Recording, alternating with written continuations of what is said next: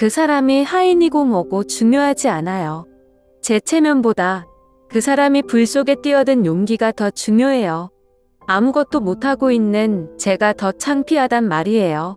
성금아, 내가 감히 하인을 사랑한다고? 이 집안을 욕보이고도 살아남을 줄 알았느냐? 그따위 감정 하나로 세상을 바꿀 수 있을 거라 생각했느냐? 누구는 그러더군요. 하인과 사랑에 빠지는 건 미친 짓이라고. 하지만 그 사람이 나를 구했을 때 내가 한 건 사랑이 아니라 본능이었어요. 이건 조선 후기 나주에서 정말 있었던 이야기입니다. 안녕하세요. 저는 조성금이라고 해요. 전라도 나주, 그 중에서도 금성산 자락 아래 조대감댁에서 태어나 자란 조선시대의 조금 별난 교수죠. 아버지 조대감께서는 호주에서 세금과 재정 관련 일을 보시던 지금으로 치면 재정 전문가 같으신 분이에요. 워낙 근엄하시고 하루도 조용할 날이 없는 대꼴 일에 매달리시는 분인데 그런 분 밑에서 저는 딱 정반대로 자랐어요. 어머니는 저와는 참 다르게 생기셨어요. 조신하고 말씀도 곱게 하시고 매일 새벽이면 기와마루 아래에서 향불 피워놓고 조용히 책을 읽으시곤 했죠. 아버지께선 그런 어머니를 보고 늘 성금이 너도 좀 보고 배워라 하셨지만 전 어릴 때부터 그런 조신한 삶이 저랑은 안 맞는 옷 같았어요. 저는 정말 말썽꾸러기였거든요. 아직도 기억나는 게요. 6살쯤이었나? 뒷마당 연못에서 시끄러운 소리가 들려 나가보니 제가 물고기한테 떡을 먹이겠다며 연못에 떡을 던져놓고 있었어요. 그날 하루 종일 연못이 떡 때문에 흐려져서 집안이 발칵 뒤집혔죠. 10살 때는 우리 집 서당에서 글 읽는 아이들이 심심하다길래 몰래 담 너머에서 개구리를 몇 마리 잡아다가 교재 틈에 끼워 놓았어요. 학동들이 책 펼치자마자 으악 소리 지르며 뛰쳐나갔고 훈장님은 저를 보고 천방지축 요괴 같은 것 이라며 막대기를 들고 쫓아오셨어요. 하지만 저는 혼나는 것도 재미있었어요. 다른 아가씨들처럼 꽃을 곱게 꽂고 거울 앞에서 웃는 법은 몰랐지만 마루에 엎드려 바람 소리를 듣고 뒷산에서 나뭇잎으로 피리 만드는 건 누구보다 잘했죠. 아버지는 늘 한숨 섞인 목소리로 말씀하셨어요. 너 같은 아이는 정령 시집을 어떻게 가겠느냐? 성금아, 세상은 내가 생각하는 것처럼 만만하지 않단다. 하지만 그럴수록 저는 더 반항심이 생겼어요. 왜 여자는 꼭 시집을 가야 하고 왜 반드시 자수를 잘 해야 하는 거지? 왜 나는 내가 좋아하는 걸 하면 안 되는 거지? 그런 마음이 쌓이다 보니 어느 순간부터 사랑이나 혼인 같은 말은 저한테 아무 의미도 없는 단어가 되어버렸어요. 우리 집엔 저보다 나이 많은 사촌 오빠도 몇 명 있었어요. 다들 장원급제를 목표로 공부만 하던 분들이라 제가 옆에서 장난치면 제일 싫어했죠. 큰오빠는 늘 성금아 교수는 말수가 적어야 아름답다라고 말했고 셋째 오빠는 제가 나무에 올라가는 걸 보면 아가씨가 채통을 잃으면 집안의 체면도 잃는 거란다고 했어요. 하지만 우리 집에서 저를 진심으로 아껴준 사람도 있었죠. 바로 유년 시절부터 함께한 유모 복내 어멈. 복내 어멈은 제가 무슨 사고를 치든 우리 아가씨는 하늘 아래 제일 귀여운 교수야라고 말해주곤 했어요. 그 말 한마디가 제 어린 마음에선 세상에서 제일 든든한 방패처럼 느껴졌답니다. 그렇게 사고뭉치 성금이는 어느덧 18이 되었고 시집 얘기는 본격적으로 들려오기 시작했어요. 저는 여전히 시집이고 뭐고 관심 없었어요. 나주는 아직 따뜻했고 들판엔 코스모스가 흐드러지게 피어 있었죠. 그날은 장날이었어요. 어머니가 갑자기 성금아, 아랫마을에서 들어온 비단을 좀 보고 오렴하셔서 마지못해 기녀들이 주로 들락날락하는 천막시장으로 향했어요. 그곳에서 저는 그를 처음 봤어요. 그 사람 이름은 고집. 이상한 이름이죠? 나중에 알고 보니 본명은 이진섭이었지만 워낙 고집이 세서 동네 사람들은 다들 그냥 고집이라고 불렀대요. 그날 이후 제 인생의 중심이 조금씩 흔들리기 시작했어요. 그는 내가 그토록 외면하던 시집이나 혼인 같은 단어를 떠올리게 만든 첫 번째 사람이었거든요. 고집이 처음 우리 집에 들어온 건 제가 17되던 해 늦여름이었어요. 그해 나주는 유난히도 장마가 길었고 들판엔 흙탕물이 넘쳐서 사람들 다들 짜증이 머리끝까지 났었죠. 그런 날 아버지께서 낯선 청년 하나를 데려오셨어요. 이 애인은 앞으로 내 일을 보좌할 것이다. 이름은 고집이라 부르거라. 이름이 고집이라니 좀 이상했죠. 하지만 아버지 얼굴을 보니 농담이 아닌 것 같았어요. 나중에 안 사실인데 원래 이름은 이진섭이었지만 어딜 가든 워낙 말이었고 고지식하게 자기 할 일만 하다 보니 다들 그렇게 불렀대요. 그런데 그 고집이라는 청년, 우리 집에서 하는 일이 조금 묘했어요. 하인인 듯 하인이 아니고 관리인인 듯 관리인도 아니고 가끔은 아버지를 대신해 편지도 쓰고 때론 말 없는 그림자처럼 저 멀리서 저를 바라보는 느낌이 들었죠. 아버지는 늘 말하셨어요. 성금아, 고집이는 남들처럼 보지 마라. 겉모습에 속으면 큰일 난다. 왜요? 그 사람 뭐 잘못했어요? 아니다. 그저 그 아이는 말 수가 없지만 그 안에 칼을 품은 아이니라. 그럼 더 궁금하잖아요. 성금이 너 제발 사고 좀 치지 말고 얌전히 있으렴. 아버지의 그 말이 오히려 제 호기심을 더 자극했어요. 그래서 그 뒤로 저는 일부러 고집이 일하는 주변을 얼쩡거리곤 했죠. 몰래 뒤에서 돌을 던지기도 했고 지나가는 길에 집단을 깔아놓아 미끄러지게도 했어요. 그런데 이게 참 아무리 장난을 쳐도 고집은 표정 하나 안 바뀌더라고요. 그게 너무 재미없기도 하고 오히려 그 무표정이 이상하게 신경 쓰였어요. 어느 날 장마 끝나고 들판이 다 젖어 있는 오후였어요.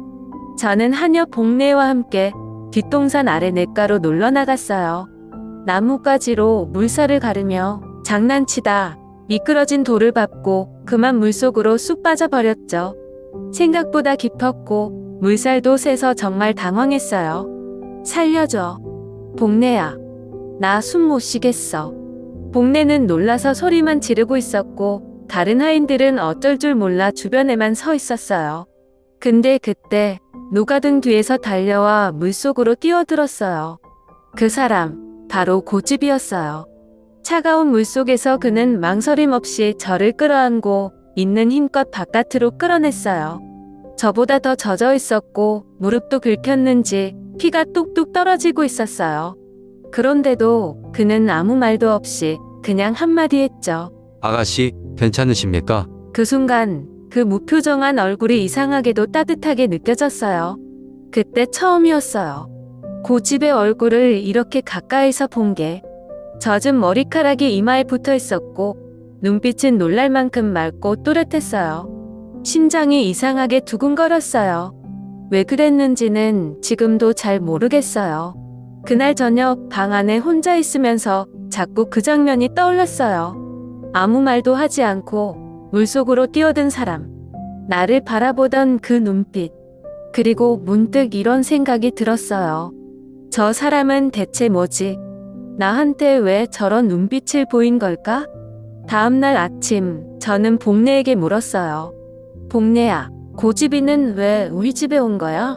진짜로 하인이야? 글쎄요. 아가씨 들리는 말로는 전주에서 어떤 큰 사고가 난 후로 나주로 내려왔다고 하더라고요. 근데 그 이상은 아무도 몰라요. 대감마님도 말씀을 안 하셔서. 그럼 정체도 모르는 사람을 옆에 두는 거야? 아버지가 그렇게 조심하시는 분인데? 글쎄요. 고집이가 예사 사람은 아닌 건 확실해요. 어쩌면 아씨만 모르는 무언가가 있을지도. 풍례의 말이 더더욱 궁금증을 자극했어요. 저는 그날 이후로 고집을 다르게 보기 시작했어요. 이전처럼 장난을 치려고 다가가는 게 아니라 그냥 그 사람이 뭘 하는지, 어떻게 생각하는지 궁금해서 가까이 가게 됐죠. 그게 시작이었던 것 같아요. 내가 몰랐던 감정. 그리고 절대 쉽지 않을 그 사람과의 이야기. 솔직히 말하면 저는 평생 하인을 그렇게 오래 쳐다본 적이 없었어요. 그런데 고집은 뭐랄까 다르게 생겼달까. 단순히 얼굴이 잘생겼다는 뜻이 아니라 눈빛이 너무 이상했어요. 조용한데 날카롭고 무표정한데도 뭔가 묘하게 사람 마음을 들여다보는 것 같은 느낌이랄까. 그 무렵부터 저는 일부러 자꾸 마당으로 나갔어요. 연못 옆에 멀뚱히 앉아있다가 고집이 지나가면 괜히 부르고, 야, 너 저기 집단 좀 가져와봐. 고집, 내 신발 좀 닦아놔. 하면서 별것도 아닌 심부름을 시키기도 했죠. 근데 참 신기한 게요. 그 사람은 아무리 말도 안 되는 걸 시켜도 불평 한마디 없이 묵묵히 하더라고요. 그게 오히려 더 신경 쓰였어요. 보통 남자들은 제가 조금만 뭐라 하면 말대꾸하거나 얼굴 찌푸리거든요. 어느 날은 날씨가 참 맑았던 날이었어요. 마당에 앉아하냐 복내랑 이런저런 이야기를 하다가 고집이 멀리서 장작을 나르는 걸 보고는 갑자기 궁금해졌어요. 진짜 궁금했던 건 아닌데 그냥 반응이 보고 싶었달까요? 그래서 부르자마자 물었어요. 야, 고집, 네, 아가씨. 너 혹시 입맞춤이 뭔지는 아니? 고집이 눈을 동그랗게 떴어요. 그러더니 귀까지 새빨개졌죠. 아가씨. 그런 건 왜 물으십니까? 그냥 궁금해서. 그건 아씨께서 말씀하실 주제가 아닙니다. 왜? 나도 사람인데 궁금할 수 있잖아. 저는 일부러 장난스럽게 웃었지만 솔직히 말하면 그 순간 제 심장도 엄청 뛰고 있었어요. 고집이 당황하는 모습이 이상하게 귀엽기도 했고 그가 나를 어떻게 생각할지 문득 궁금해지기도 했거든요. 며칠 뒤엔 복내가 제게 조용히 물었어요. 아씨, 혹시 고집이 마음에 드세요? 뭐? 내가 왜? 요즘 계속 고집이 곁에 가시길래요. 눈빛도 좀 이상하셔요. 복내야, 난 그냥 심심해서 그래. 아무 의미 없어. 그렇게 말했지만 제 속마음은 꼭 그렇지만도 않았어요. 저는 어느새 고집의 말투, 걸음걸이, 심지어는 저를 쳐다볼 때의 눈빛까지 하나하나 기억하고 있었어요. 그 사람이 어디서 뭘 하는지 자꾸 눈길이 갔고 말은 안 해도 그가 저를 어떻게 생각할지 가끔 상상도 해봤죠. 그러다 또 어떤 날은 혼자서 생각이 복잡해졌어요. 내가 왜 이러지? 내가 교수잖아. 저 사람은 하인이고 이건 말도 안 되는 거잖아. 하지만 가슴이 자꾸 두근거리니 어쩔 수가 없었어요. 그리고 그게 처음 느껴보는 감정이라 더 무서웠고 솔직히 말하면 좀 설레기도 했어요. 며칠 뒤 고집과 마당에서 우연히 눈이 마주쳤어요. 서로 아무 말도 안 하고 있다가 제가 먼저 입을 열었죠. 너, 나 피하니? 아닙니다. 근데 왜 요즘 나랑 눈도 안 마주치고 말도 안 해? 그게 아씨를 향한 제 감정이 선을 넘지 않기 위해서입니다. 뭐? 감정? 너 지금 무슨 소리 하는 거야? 죄송합니다. 제가 감히 그런 감정을 품었다는 것 자체가 잘못입니다. 그 말에 저는 아무 말도 못했어요. 고집의 눈빛은 여전히 담담했지만 그 속엔 분명 무언가 있었어요. 그리고 그날 이후 제 마음속엔 걷잡을 수 없는 혼란이 시작됐어요. 그날도 사실 별거 없던 하루였어요. 늦가을 나주 바람이 유난히 찼고 저녁 무렵엔 바느질방 안이 싸늘하더라고요. 아버지께 벌을 받고 또 자수방에 앉아 있었죠. 자수를 못한다고 그렇게 혼을 내시니 이번엔 제대로 하겠다고 마음먹긴 했는데 아무리 해도 실이 말을 안 듣는 거예요. 하도 답답해서 바느질을 내려놓고 한숨 쉬다가 실수를 해버렸어요. 그 작은 기름 등잔. 거기에 소매 끝이 스치면서 그냥 후하고 불이 붙어버렸어요. 처음엔 그냥 금방 꺼질 줄 알았는데 바람이 문틈으로 살짝 들어왔는지 불이 삽시간에 번졌고 순식간에 커튼이며 책이며 다 타기 시작했어요. 사람 살려. 불이야. 외치면서 나가려 했는데 그새 연기가 자욱하게 번져서 앞이 안 보이더라고요. 숨이 턱 막히고 눈물이 줄줄 나고 거기서부터 기억이 잘 안 나요. 정신이 아득해지더니 그냥 그대로 쓰러졌던 것 같아요. 눈을 떴을 땐 이상하게 공기가 시원하고 밝았어요. 마루 끝에서 들려오는 사람들 발소리, 뒤섞인 목소리들 사이에서 가장 먼저 들려온 건 아버지 목소리였어요. 성금아, 정신이 드느냐? 아버지, 여긴 어디예요? 불은 방은 다 탔지만 너는 살아있다. 다행이야. 누가 잘 꺼냈어요? 그 질문에 아버지 얼굴이 잠시 굳어졌어요. 그러더니 말없이 창밖을 보시다가 한참 만에 말씀하셨어요. 고집이다. 내가 정신을 잃은 방으로 뛰어들어 널 얻고 나왔단다. 그 사람 괜찮아요? 몸의 절반 가까이 화상을 입었다. 지금 빛의 방에서 의원이 치료 중이다. 그 순간 가슴이 쿵 하고 내려앉았어요. 진심으로 그렇게까지 심하게 다친 사람은 처음이었어요. 그런데 그 사람이 하필 고집이라니? 나 때문에, 내가 켜놓은 등잔불 하나 때문에 저는 벌떡 일어나려고 했어요. 그런데 아버지가 막았어요. 지금 넌 아직 움직일 수 없다.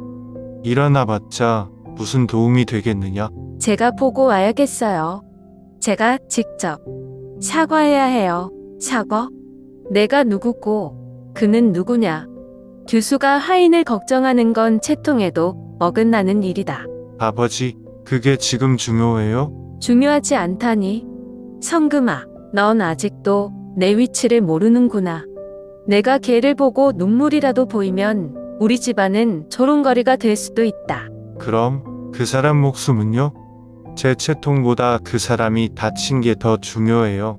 저는 지금 아무것도 못하고 있는 게 더 창피해요. 잠시 정적이 흘렀고 아버지는 아무 말 없이 방문을 닫고 나가셨어요. 그날 밤 몰래 일어났어요. 손에 힘이 잘 안 들어갔지만 그래도 기어코 뒤채로 갔어요. 복례가 몰래 도와줘서 겨우 한 채 뒤편으로 돌아 들어갔죠. 그리고 문틈 사이로 고집이 누워있는 모습을 봤어요. 천장이 푸르스름했고 방 안은 쑥 타는 냄새랑 약 냄새가 뒤섞여 있었어요. 고집은 눈을 감고 있었지만 얼굴 절반이 붕대로 감겨 있었고 팔은 아예 천으로 고정돼 있었어요. 그 모습을 보자마자 눈물이 터져 나왔어요. 이런 눈물은 태어나서 처음이었어요. 죄책감인지 미안함인지 아니면 그보다 더 복잡한 감정인지 저도 모르겠어요. 다음 날 고집이 조금 깨어났다는 말을 듣고 복례를 통해 죽한 그릇을 보냈어요. 편지도 쓰고 싶었지만 어떤 말을 써야 할지 몰라서 결국 접은 종이만 몇 번이나 구겼다 폈다 했어요. 며칠 후 다시 마당에서 고집과 마주쳤을 때였어요. 몸이 온전치 않았지만 그는 조용히 다시 일을 하고 있었어요. 그러다 저랑 눈이 마주쳤고 제가 먼저 말을 꺼냈어요. 고집 많이 아팠어요? 괜찮습니다. 다 나을 겁니다. 그때 왜 그랬어요? 굳이 안 들어왔어도 됐는데. 그건 제가 선택한 일이니까요. 근데 왜 눈도 안 마주치고 말도 안 해요? 아가씨를 보는 게 두려워졌습니다. 제 마음이 더 커지면 안 되니까요. 그럼 지금 내 마음은요? 나는 아무 감정 없는 사람처럼 행동해야 돼요? 나도. 말을 다 하지도 못했어요. 말끝을 흐리면서 그냥 그 자리에 서 있었어요. 고집은 눈을 피하지 않았고 그 순간만큼은 우리 둘만의 시간 같았어요. 아무도 없고 규율도 없고 신분도 없는 그런 순간이요. 그날 이후로 뭔가 달라졌어요. 정확히 언제부터였는지는 모르겠지만 분명히 전과는 달랐어요. 전에는 아침에 눈 뜨면 뭐 재미있는 일 없나, 누구 굴려줄까 하녀들 뒤쫓아다니며 장난치기 바빴는데 요즘은 그냥 조용했어요. 마당을 걷다가도 고집의 그림자가 어딘가에 보이면 괜히 걸음을 멈추게 되고 자소를 놓다가도 저도 모르게 멍하니 생각하게 됐어요. 그게 뭐였는지 그땐 잘 몰랐어요. 그냥 보고 싶고 걱정되고 괜히 마음이 쓰이는 거. 그 사람을 생각하면 왠지 모르게 가슴 한켠이 아릿하고 혼자 있을 때 그 얼굴이 자꾸 떠오르고. 한 달쯤 지났을까요? 고집의 치료를 마치고 다시 일을 시작했어요. 몸이 완전히 낫지는 않았는지 손목엔 아직 천으로 감싼 붕대가 남아있었고 목덜미 쪽은 연하게 남은 화상 자국이 보였어요. 그날 저는 마루 끝에 앉아 있었어요. 아침 햇살이 따뜻하게 내려앉은 시간이었는데 저 멀리서 고집이 조용히 다가오는 게 보였어요. 아무 말 없이 그냥 그대로 서 있는데 그 모습을 보는 순간 그동안 참았던 게 확 올라오더라고요. 눈물이 그냥 주르륵 흘러내렸어요. 야, 고집, 네, 아가씨. 너 진짜 바보야? 왜 그런데 뛰어들어? 왜 날 구해? 고객님이. 아니, 아가씨의 생명을 지키는 건 당연한 일입니다. 그게 당연한 게 어딨어. 너 죽을 뻔했잖아. 고집은 대답 대신 조용히 웃었어요.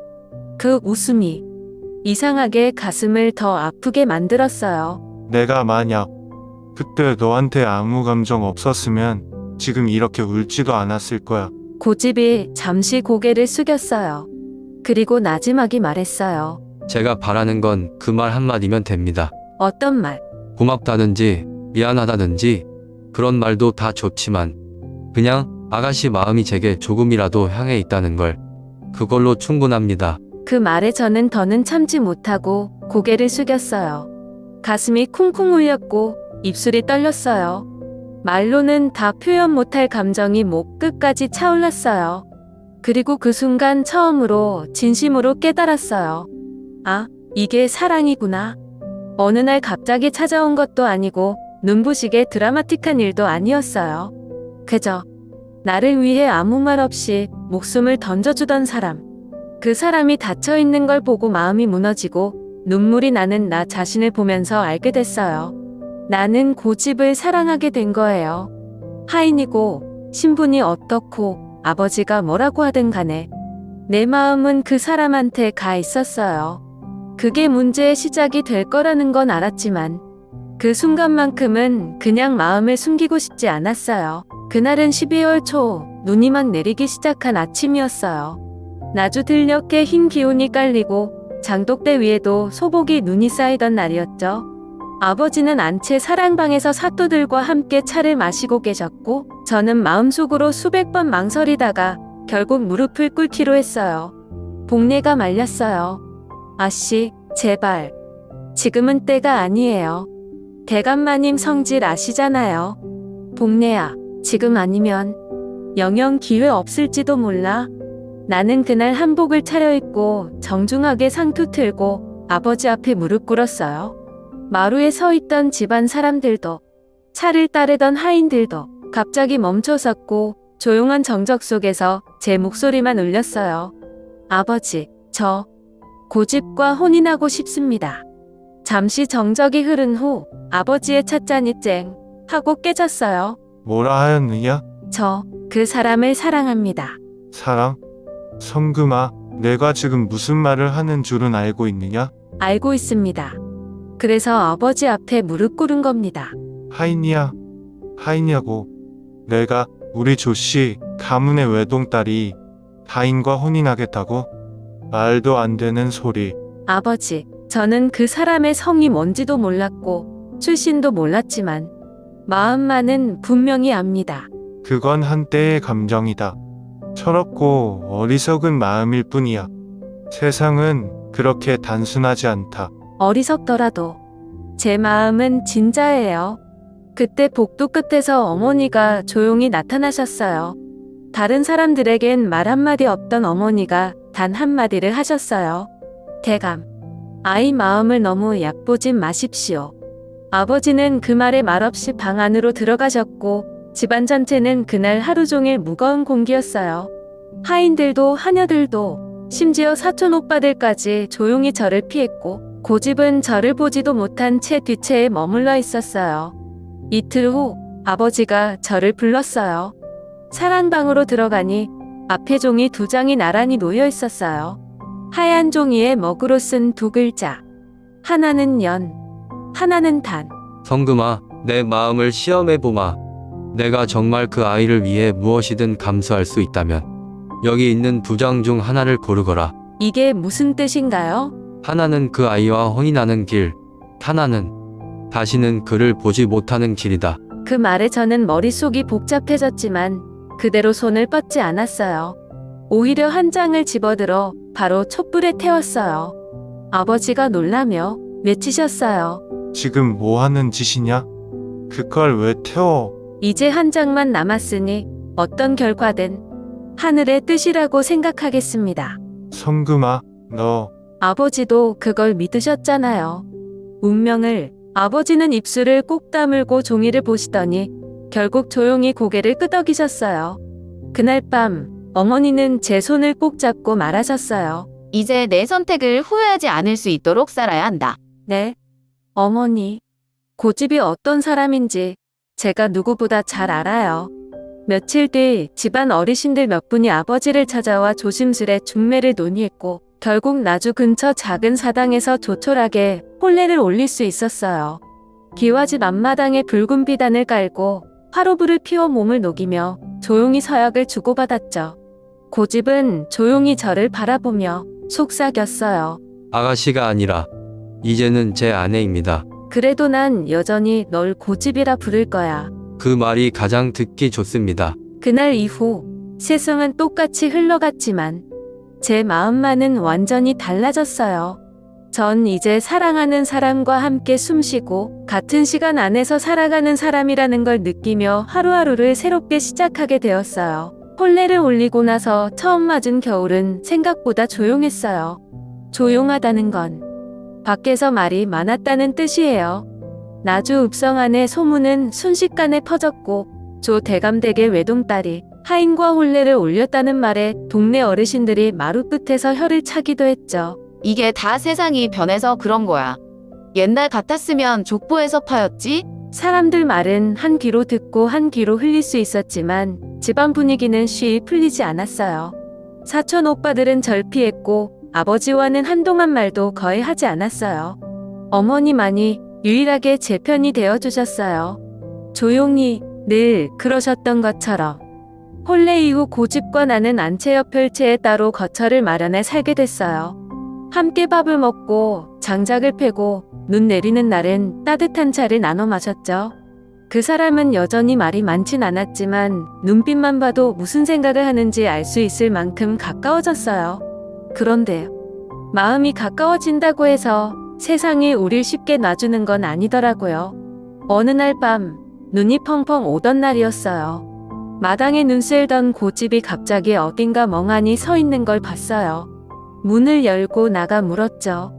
왜 그래? 춥게 서 있으면 병나. 성금아, 나 말이야. 응? 사실 나 평범한 사람이 아니었어. 그게 무슨 말이야?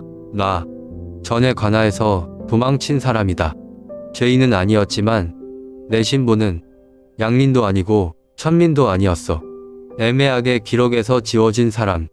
그 말을 듣는 순간 솔직히 머리가 하얘졌어요. 내가 사랑한 사람이 법적으로는 존재하지 않는 사람일 수도 있다는 사실. 그건 생각보다 큰 충격이었어요. 왜 이제 말해? 그땐 너한테 다 말하면 나를 버릴까봐. 그럼 지금은? 지금은 우리가 함께 살고 있지만 언젠간 그 과거가 우리를 잡아끌 수도 있잖아. 그래서 내가 미리 알고 있어야 한다고 생각했어. 잠시 침묵했어요. 그리고 말했죠. 솔직히 말하면 겁나. 하지만 널 사랑하는 내 마음은 변하지 않아. 그날 이후 나는 더 많은 걸 고민하게 됐어요.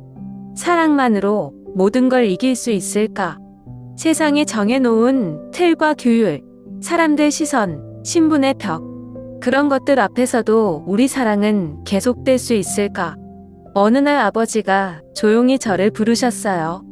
오랜만에 단둘이 앉아 도란도란 말이 오갔죠. 성금아, 너 요즘 후회는 안 하느냐? 아니에요. 전 후회하지 않아요. 그래도 세상이 그리 너그럽지 않다. 그 아이가 널 지키고 살 수 있을까? 그게 걱정이다. 아버지, 사랑은 제가 선택했지만 살아가는 건 함께 만들어가야 한다는 거. 저도 이젠 알아요. 아버지는 말없이 고개를 끄덕이셨어요. 그 눈빛엔 아직도 걱정이 가득했지만 더 이상 반대하지 않으셨어요. 그리고 지금 이렇게 조용히 그 사람과 마주 앉아 따뜻한 숭늉을 나눠 마시며 하루를 마감할 수 있다는 것만으로도 저는 감사해요.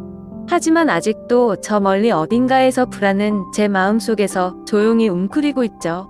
과연 우리 사랑은 어디까지 갈 수 있을까요? 우리가 가진 이 마음이 세상의 바람과 비를 이겨낼 만큼 단단한 걸까요? 아직 모르겠어요. 이야기는 아직 끝나지 않았으니까요.